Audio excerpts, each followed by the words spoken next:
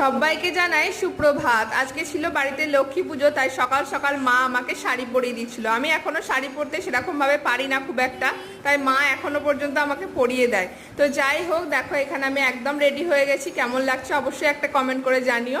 তারপর এখানে ব্রাহ্মণ চলে এসছে আর মা সমস্ত কিছু জোগাড় যন্ত্রী করেছে, আমিও করেছি, সাথে মেজমাও ছিল, সবাই মিলে করা হয়েছিল। তো তারপর এখানে পুজো টুজো হয়ে গেল আর মাকে কি সুন্দর দেখতে লাগছে দেখো। এখানে আমি দেখিয়ে দিচ্ছি আর সুন্দরভাবে প্রণামও করছিলাম, মা যাতে সবাইকে ভালো রাখে, সুস্থ রাখে। তারপর এখানে আমি আলপনা দিয়েছিলাম, সেটাই দেখালাম। ভালো দিতে পারি না খুব একটা, যেটুকু পেরেছি দিয়েছি। কেমন হয়েছে অবশ্যই জানিও।